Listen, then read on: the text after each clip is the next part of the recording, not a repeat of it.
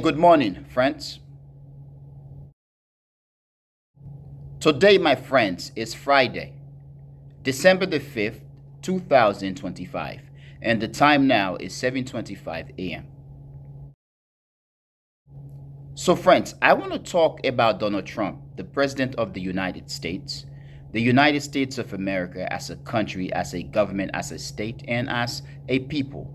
And also, I want to talk about Ilhan Omar, who is of Somalian slash African descent, okay, representing the state of Minnesota. Now, friends, Ilhan Omar is a very interesting lady. She is amazing and she is a fighter. I'm also going to talk briefly about Pete Hegseth, the Secretary of War of the United States, and couple of events or activities which have occurred. One being what Donald Trump said recently in the White House at a press conference, basically condemning, disrespecting Somalian Americans, and even Ilhan Omar, who is an American citizen, a person of Somalian or African descent, and also what Pete Hegseth and the Trump administration have been doing along the coast of Venezuela. And this pertains to the attack on boats along the coast of Venezuela, Trinidad, and so on. Now, friends, I have said many times that Donald Trump is here to destroy the United States. Donald Trump is an asset. Whether Donald Trump knows it or not, he is an asset. Everything Donald Trump is doing, of course, we've said many times, and I've said many times that Donald Trump is stupid. However, I have long rebuked that. Donald Trump is smart. He knows exactly what he is doing. What he is doing, as much as the vast majority of the American masses or populace may despise what he is doing, his supporters, the MAGA supporters, the hardcore MAGAs, Republicans, white conservatives, white slash Christian nationalists, they all approve. They like what he is doing. It's something that they've always wanted to do. Whether Donald Trump knows it or likes it or not, he is an asset. Now, yes, Donald Trump is racist, but I do believe that Donald Trump became or is becoming more racist, extremely racist, as a result of covering up his troubles, the things that he had been doing, and the troubles that he is currently in or that he is going to be in. So it is like a give and take. He becomes extremely racist and he does what MAGAs, conservatives, Christian rights, white supremacists want him to do, and they support him. Now, whether we are talking about attacks on Muslims, whether we are talking about white supremacy, okay, or white supremacist ideologies and activities in the United States and around the world, reducing immigration, basically kicking out all of the people of colors out of the United States, these are something that or things that white supremacists, Christian rights, MAGA, and Republicans want to do. Whether we are talking about going out and wage war, of course, Donald Trump right now doesn't want to go to war against Russia. And I believe it is not because Russia is right or because the war in Ukraine shouldn't have happened whatsoever, as many are saying. I think, one, it is because Donald Trump knows that, and the Christian right, many of them realize that they are not going to beat the Russians. That's one. But also, going to war against Russia would basically slow the United States down from its campaign against China. But they are going to war against everybody else, but not against countries that can fight them. Okay? So everything that is happening, I believe, these are all plans. But other leaders such as George Bush, Obama, Bill Clinton, and so on, as much as they do have their own issue, these guys, as much as they do have their own issue, they never would have done what Donald Trump is doing. So Donald Trump is actually accomplishing for the Christian right, the white supremacists, MAGA, Republicans, and so on, the white nationalists. Donald Trump is achieving for them what they wanted to do, what they have always or had always wanted to do. But other leaders would not dare do such things. One, because they are criminal activities against the Constitution, but also it is also going to disrupt their reputation. But Donald Trump, because of his stupidity, his ego, it's give and take for him. And he is benefiting It is said that Donald Trump had made about 3 point something billion dollars since he became president of the United States. So this guy is eating. Now, in terms of Donald Trump destroying the United States, whether we are talking about kicking out immigrants, disrupting immigrants in the economies of the United States, or destroying America's reputation around the world, many people know it, but by the time when people get to recognize how much damage Donald Trump had done to the United States, I believe it is going to be far late, far too late. Now, in terms of Donald Trump's administration and Pete Hegseth, couple of things that happened recently. We know that Donald Trump administration and Pete Hegseth had been giving order to the U.S. military to basically attack boats along the coast of Venezuela, Trinidad and Tobago, and so on, basically in the Caribbean, with the claim that these guys are narco terrorists, okay, who are bringing to the United States or taking to the United States illicit drugs. It is said that Venezuela, the drugs are not coming from Venezuela, they are coming from Mexico. But as much as you can claim that the Venezuelan are bringing drugs to the United States, Americans are the drug taker.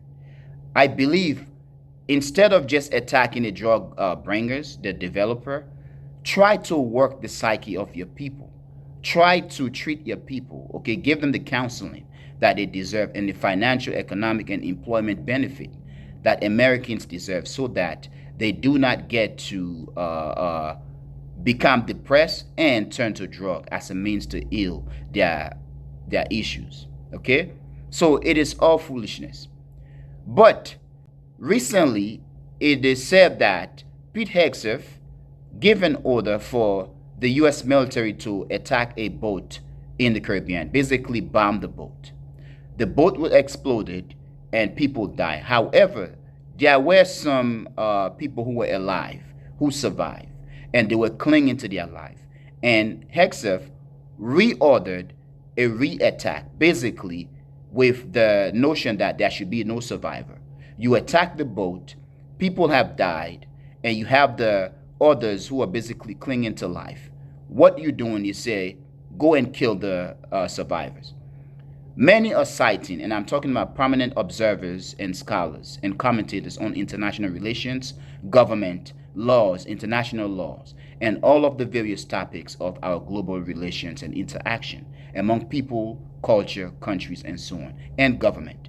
They are citing evidence and sources that basically confirm the belief or the notion of what Pete Hegseth had ordered to be a war crime, a crime against humanity or whatsoever.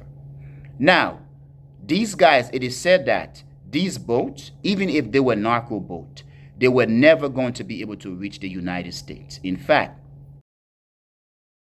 had it been possible that they were narco terrorists and they were headed for the United States, they would have had to refill about 20 times before they get to the United States. So these boats were never made, never constructed, built, or equipped for such a long journey from Venezuela to the United States. So everything that the Trump administration and Hegseth had said is nothing but lie.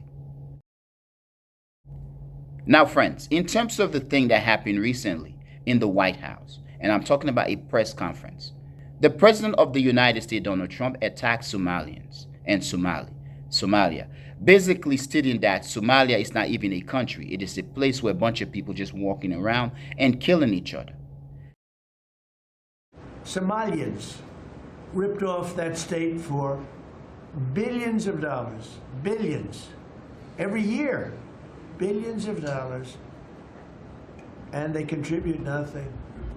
The welfare is like 88%. They contribute nothing. I don't want them in our country, I'll be honest with you, okay? Somebody would say, oh, that's not politically correct. I don't care. I don't want them in our country. Their country's no good for a reason. Their country stinks, and we don't want them in our country. I could say that about other countries, too. I can say it about other countries, too. We don't want them to hell. We have to rebuild our country. You know, our country's at a tipping point. We could go bad. We're at a tipping point. I don't know if people mind me saying that, but I'm saying it. We could go one way or the other, and we're going to go the wrong way if we keep taking in garbage into our country. Ilhan Omar is garbage. She's garbage. Her friends are garbage. These aren't people that work. These aren't people that say, let's go, come on, let's make this place great. These are people that do nothing but complain. They complain. And from where they came from, they got nothing. You know, they came from paradise, and they said, this isn't paradise. But when they come from hell, and they complain and do nothing but bitch, we don't want them in our country. Let them go back to where they came from and fix it. This is the way many in the white American camp, conservatives, Republicans, Christian rights, MAGA and white supremacists / KKK juniors. This is how they've always thought of Africa, Africans, the people of the global south. In fact, in one of my videos, I did made a statement about a secret / private conversation between then President of the United States, Richard Nixon, and then Governor of California, Ronald Reagan, in which Reagan basically complained to Nixon and stating, okay, derogatorily about African diplomats in the United Nations, stating that these guys are monkey who had just begun to be comfortable wearing shoes. This is actually the same sentiment that I faced when I migrated to the United States during my early years, where American children, even teachers, will talk derogatorily about Africans, stating that we don't wear clothes. In fact, there were many who stressed the belief that we don't wear clothes in Africa. It is when we arrive at the airport that the immigration official will give us shoes and clothes. Sometimes the kids will basically provoke us, make fun of us, and teachers will laugh about it. There are cases when the teachers themselves will initiate the negative stereotype or conversation about Africans, the derogatory thoughts or talks about Africans. So what Donald Trump is saying is basically white America's secret, okay, or the secret of the KKK, the white nationalist, the Christian rights, the white on the right, Republicans, conservative. This is something that they've always said. This is their thoughts that they express privately. Just recently, we had the email conversation of some young Republicans exposed, in which one of them claimed that he loved Adolf Hitler. He claimed that he liked what Hitler had been doing. And he referred to black people and other minority groups in a very derogatory manner. And he only began to throw fits when he will call out on his foolishness. This is just the private conversation that is coming out. Now, friends, in terms of Donald Trump at the White House, he claimed that Somalians have, or that they are destroying the United States and that they have destroyed Minnesota. He claimed that the governor of Minnesota is a fool who don't know nothing. He's an idiot, basically. And friends, Donald Trump claimed that Ilhan Omar, an African, a person of Somalian descent, who is a citizen of the United States also in Minnesota, from Minnesota, that she had married her own brother, which is, one, it is a lie, and the Muslim / Somalian and the African community don't even permit that. Africans don't even permit cousin to cousin wedding or marriage. So that is a foolishness. But it is very interesting that the President of the United States can comfortably make such a derogatory statement against, one, an American citizen, a member of Congress of the U.S. government, and a person in America, a citizen in the United States. It is bad. He is stating that Somalians should be basically kicked out of the United States. Now, such disrespect by Donald Trump and many in the United States and on the right persists because currently there is what many, and even myself, have termed before to be a diaspora war within the African community, the African diaspora, where African Americans are attacking Africans. Africans are attacking themselves, they're attacking one another, they're attacking Africans. And we have the FBA movement that is saying that they are not Africans, they have no relations to Africa, and that they want to delineate. And there are many who are talking about Somalians thinking that they are not African, but now they are calling black Americans for help. It is nonsense. This bullshit needs to stop. Every misconception or misperception that Africans, Somalians have generated or directed at African Americans, African Americans have directed their own version of such perception toward or against Africans, Caribbean blacks, and other blacks. So it is not a one-way activity. We've attacked one another in the diaspora. Now, as bad as it is, I do believe that what we are facing, other groups in the world have facing or they continue to face such activity or experience such activities. We saw that in Europe. When white people hate each other, they slaughter each other. We saw World War One and World War Two. So it is nothing. We will curse at each other. It is life. But I do believe ultimately the diaspora will heal and will come together. Africans, African Americans, Somalians, Ethiopians, Liberians, South Africa, Congolese, Ivorian, Ghanaians, every African, we will have this conversation. We will come together and love each other. In fact, the conversation is being had. People with common sense are joining the conversation and saying this divisiveness needs to stop. Now, guys, I apologize for deviating, but let me go back to Donald Trump. Donald Trump is destroying the United States, whether he loves it or whether he realizes it or not. I believe that Donald Trump is an asset. He is an asset for some ideology, some perception, some activity, and some plan for the United States.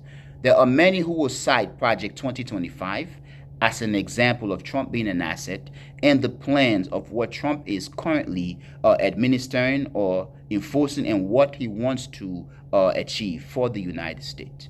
Whether he loves it or not, Donald Trump, I believe, is basically implementing the plan of many in the United States, many elites, and especially the Christian right, the white nationalists, the Nazis, the extreme right wing of the American political, social, and cultural ideology.